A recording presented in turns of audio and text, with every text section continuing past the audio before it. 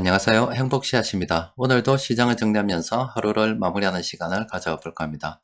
오늘 우리 시장은 코스피도 코스닥도 크게 하락했습니다. 코스피는 2.28%, 그리고 코스닥은 2.32% 하락 마감했습니다. 수급을 들여다보면 외국인하고 기관들이 이만큼 팔았는데 금액으로는 엄청났습니다. 개인들이 1조 1,500억 정도 순매수한 것으로 봐서 이 정도의 순매도가 있었다고 봐야 되겠죠. 코스닥 같은 경우 역시 마찬가지로 이 외국인하고 기관들이 많이 팔았습니다. 전체 종목들 중에서 뭐 상승한 종목들이 거의 없는데 오늘 같은 날 상승을 했다라고 하는 것은 시장이 하락해야 수익이 나는 그런 인버스 상품들이 올랐다라고 볼 수 있습니다. 그래서 사실상 거의 모든 종목 하락했다라고 보는 게 맞겠죠. 시장이 어제까지도 괜찮다가 오늘 갑자기 이렇게 하락을 또 했는데 차트를 좀 보도록 합시다. 이 차트를 보면 지금 코스피 일봉 차트입니다. 지금 2400포인트로 이렇게 해서 아슬아슬하게 지지를 겨우 받았는데 2400포인트는 사실 기술적으로 볼 때도 상당히 중요한 지점이 됩니다. 만약에 내일 시장이 이렇게 2400포인트 아래쪽으로 떨어지게 된다면 또 어디까지 갈지 장담할 수 없는 그런 상황입니다. 그 다음 지지에 대해서 생각을 해봐야 되겠죠. 어쨌든 내일은 조금 올라와야 되는데 어제는 괜찮았다가 오늘은 또 이렇게 시장이 하락했는데 시장이 하락한 이유는 바로 우리나라 이 무역수지 발표가 있어서 이게 큰 영향을 미쳤다라고 볼 수 있습니다. 이번에 발표된 8월 무역수지가 이만큼의 적자를 냈습니다. 지난달보다 거의 한 2배 정도 적자가 났고요. 지난달만 하더라도 그 전달에 비해서 2배 정도, 연속적으로 지금 계속 2배씩 이렇게 적자가 늘어나고 있는 상황입니다. 그리고 기관으로 봐서도 5개월 연속 우리나라 이렇게 무역수지 적자가 난 것은 굉장히 이례적인 일이고 또 요 앞까지 작년 한 11월경부터 이렇게 적자가 났다고 보면은 상당히 오랜 기간 동안 지금 어떤 무역수지 적자를 헤어나지 못하고 있는 그런 상황입니다. 그런데 정부로서도 좀 답답한 것이 이렇게 무역수지 적자가 나는 거의 대부분은 바로 이 에너지 가격이 올라서 그렇습니다. 그리고 곡물 가격도 올라서 그렇고 또 게다가 하나 더 영향을 미치고 있는 것이 바로 이 환율이죠. 지금 환율 같은 경우도 굉장히 지금 높은 그런 상황이잖아요.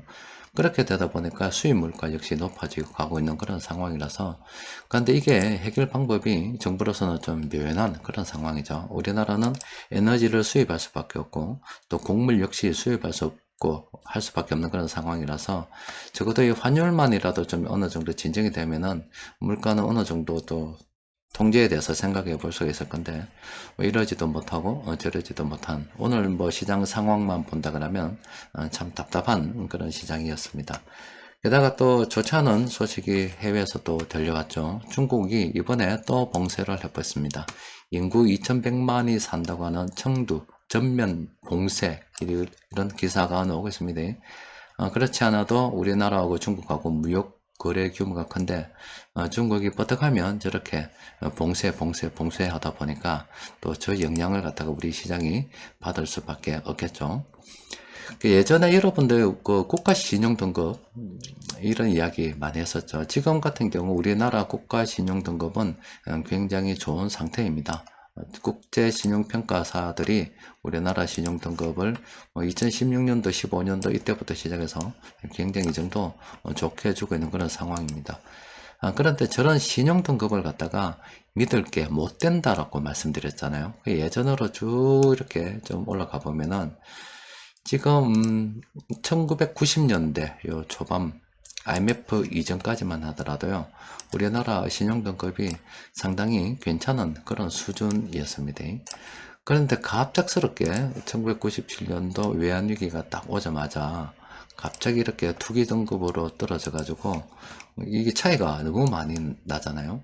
점진적으로 이렇게 떨어지는 게 아니라 그냥 한순간에 저렇게 위에서 땅바닥으로 떨어지는 그런 상황이 이렇게 때 발생이 됐습니다. 그러니까 우리나라 같은 경우 상당히 위험한 게 어떤 거냐면은 지금 우리나라 국가 부채가 최근 5년 동안 상당히 많이 늘었습니다. 그걸 갖다가 좀 이렇게 막아보려고 지금 현재 정부에서는 긴축 재정을 좀 한다 이렇게 이야기를 해서 이번에 예산 편성을 그렇게 했다라는 이야기를 했잖아요. 그런데 이게 우리 좌파하고 우파하고 접근하는 방식이 좀 다른데, 우파 같은 경우는 민간 주도로 성장을 좀 이끄는 그런 방식이라서 작은 정부를 좀 추구하는 그런 경향이 있고, 좌파 같은 경우는 그렇지 않죠. 민간보다는 정부가 내가 알아서 할게 이런 주의잖아요. 그래서 지난 5년 동안 좌파가 자리를 잡다 보니까 정부 부채가 많이 늘었는데, 뭐 지금은 영원히 또 우파가 자리 이렇게 정권을 잡을 수도 없는 노릇이고, 좌파 우파 이렇게 번갈아 가면서 갈 수밖에 없고, 또 한번 예산을 늘려놓게 되면은 줄이기가 상당히 어려운 그런 상태가 됩니다. 그런데 지금은 뭐 일단 이렇게 우파가 또 잡는다 손치더라도, 좌파가 다음에 또 이 정권을 잡게 되면 국가 부채 또 이렇게 막 때려 늘릴 수가 있습니다.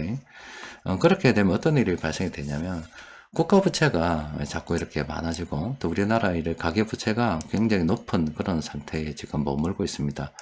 그런데 그나마 무역 수지라도 외국에서 돈을 벌어와서 외환보유고라도 좀 괜찮았기 때문에 한국은 갚을 능력이 있다, 이런 식으로 국제사회에서 평가가 되고 있습니다. 그런데 국가 부채도 지금 우리나라의 딱 정확하게 좌파 우파 반으로 갈려 있잖아요. 그래서 지금 다음 언제 또 정권이 바뀌어서 좌파가 되면 이래 국가 부채 뭐 일단은 때리 내려갈 가능성이 굉장히 크다고 볼 수가 있겠죠. 그리고 뭐 우파가 집권하면 또 괜찮냐, 아니죠. 또 민간 주도로 또 성장하는 걸 갖다가 지향하는 게 우파이기 때문에, 그러면 또 민간 부채 또 늘어날 수밖에 없겠죠. 어쨌든 간에 이렇게 부채가 계속 늘어날 수밖에 없는 그런 상황인데, 무역수지마저 적자가 일어나서 한국은 아직은 뭐 괜찮아요. 그건 벌어난 돈이 많아서 괜찮은데, 나중에 우리 한국이 돈이 좀 딸린다, 이 IMF 이런 것처럼 외환 보유고에 문제가 있다, 당장 우리가 뭐 외환을 갖다가 많이 보유하고 있다 손치더라도 전부 다 현금을 들고 있는 게 아니라서 가용할 수 있는 현금이 좀 딸린다, 그렇게 막 소문이 돌게 되면은 이 예전 사례처럼 한순간에 국가 신용등급이 이렇게 바닥으로 떨어져서 낭패를 볼 수가 있습니다.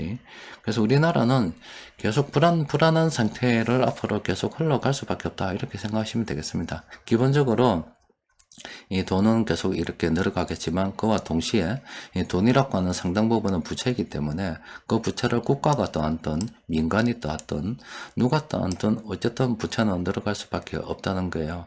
그러면은 나중에 지금 무역수지 적자가 이렇게 계속 이어지고 또 한국에 위안 문제가 생기게 되면은 우리가 예전에 참 경험했었던 IMF 같은 사태 다시 오지 않을 수가 않으리라는 그런 보장이 없습니다. 제가 이래 볼 때는 우리나라 지금 부동산 부채가 굉장히 심각하기 때문에 한번 저는 털고 가는 그런 과정이 있지 않을까 늘 생각하고 있습니다. 따라서 여러분들이 이렇게 투자를 진행하면서도 늘 한편으로는 이 보험 삼아서 금과 은에 대해서도 신경을 쓰고 비중을 조금 두고 있어야 된다고 강조드리는 이유가, 지금 우리나라 어떻게 될지 모르기 때문에 그렇습니다. 개념이 없어요. 정치인들이 개념이 없고 국민들 절반이 또 반반 다 개념이 없어요. 절반은 국가에서 부채 내는 걸 갖다가 뭐 자연스럽게 뭐 생각하는 그쪽 좌파들이고, 절반은 민간 주도로 부채 내는 걸 갖다가 자연스럽게 생각하는 우파들인데, 뭐 좌파나 우파나 어느 쪽이든 부채 내든 부채가 늘어나는 것은 당연지사이고, 또 그걸 갖다가 지금 뭐 막을 수가 없는 그런 상황이라서 언젠가는 한번 이 IMF와 같은 일이 우리나라에 다시 오지 않을까, 그렇게 생각하고 있습니다. 우리 죽기 전에는 오겠죠. 그래서 실컷 잘 불어난다 손치더라도 이거 대비 못하면 그냥 굴러가는 겁니다. 그래서 여러분께 늘 말씀드리는 게 주식하고 또 부동산하고 현금하고 또 금, 은 이런 비중에 대해서 생각을 자주 해봐야 됩니다. 어쨌든 뭐 오늘 시장 굉장히 좋지 않았고 여러 가지 나쁜 점들이 뭐 시장에 다 반영이 된 그런 상황입니다. 시장 수급을 들여다보면은 뭐 전 업종 다 팔았습니다. 이런 식으로 해서 다 팔았어요. 전부 다 이렇게 팔아서 좋은 업종이 없어요. 오늘은 참 쉬는 게 맞았죠. 수급 분석표 검색을 통해서 세력들이 다 팔았는데 그래도 좀 산 게 있나라고 보니까 참 희한하게도 꼭 올라가는 게 두 종목 있었습니다. 인터로죠. 오늘 세력들이 매수를 했는데 현 시점에서 접근하기는 좀 곤란한 그런 상황이죠. 또 그리고 하이록 코리아 같은 경우는 최근에 급등을 했습니다. 그래서 이 종목은 이제 끝내야 되겠죠. 나와야 된다, 그렇게 볼 수가 있겠습니다. 그리고 변곡점 지표를 통해서 오늘 검색이 좀 됐습니다. 이 시장이 또 한 며칠 하락했다고요. 또 이렇게 상승 반전으로 분석되는 종목들이 조금씩 늘어나고 있습니다. 그러니까 이런 종목들은 우리가 관심을 좀 가져봐야 됩니다. 자, 오늘 무역수지 발표가 있었습니다. 이게 5개월 연속이나 지금 우리나라가 무역수지 적자를 기록하고 있고, 또 그 원인을 우리 정부가 나서서 또 국민이 열심히 한다고 해서 해결되는 부분이 아니라서 상당히 우려스러운 부분이 있고요. 지금 당장 그런 거고, 또 그리고 이 멀리 바라보게 되면 국가 부채든 민간 부채든 사람들이 빚내는 걸 갖다가 우습게 생각하는 국민들이 제가 볼 때는 거의 대부분입니다. 개념 없는 국민들이 상당히 많은데, 항상 대중들이 가는 그대로 따라가게 되면은, 득볼 일이 별로 없죠. 투자든 뭐든 대중이 가는 반대쪽으로 가는 게 맞습니다. 그래서 우리는 늘 이렇게 우리나라도 IMF와 같은 일이 반복될 수 있다는 거, 정치인들 개념 없다는 거, 그리고 국민들이 무식하다는 거 항상 생각하고 있어야 됩니다. 그래서 아직은 우리나라가 곧바로 부도날 만큼 위안이 약하고 뭐 그렇지는 않습니다. 이거는 어떤 에너지 특수한 상황에서 벌어지는 무역 적자인데, 앞으로 이래 그 인구가 계속 이렇게 노인 인구가 늘어나고 경제 활동 인구가 줄어들고 중국이 자꾸 경쟁력을 가지면서 부상을 하고 있고 뭐 여러 가지 복합적인 요인으로 봤을 때 국가 부채가 늘어나는 거, 정부 부채가 늘어나든 민간 부채가 늘어나든 이거는 기정사실이다라고 보시면 되겠습니다. 그래서 지금은 아직은 돈이 좀 늘어나는 그런 시기이므로 주식이나 부동산 괜찮다고 봐야 되겠죠. 또 그리고 언젠가 우리나라 같은 경우도 문제가 생기기 때문에 현금 일정 부분 보유하고 있어야 되겠죠. 또 그리고 금과 은 좀 보유를 하고 있어야 되겠죠. 또 그리고 달러 같은 경우는 아직은 좀 괜찮다고 보는데 그래도 장담할 수 없습니다. 달러가 한순간에 무너질 수도 있습니다.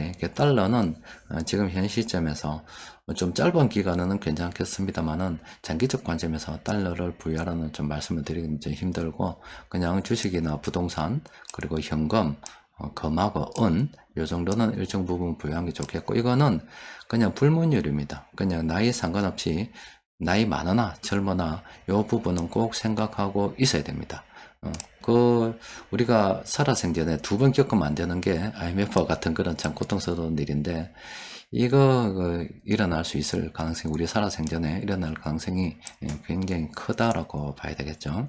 그래서 항상 정치권 돌아가는 꼬라지를 봐도 국민들 미쳐서 정치 질인하면서 날뛰는 걸 봐도 이 나라의 선지자들은 없다고 보는 게 맞아요. 그냥 선지자는 자기 자신이다 생각하고 자기 스스로 이 재산을 이렇게 잘 관리를 하고 또 그리고 자기 자녀들에게 다른 그 어떤 것보다 이 재산 분배, 관리 이런 것들에 대해서 신경을 좀 써야 됩니다.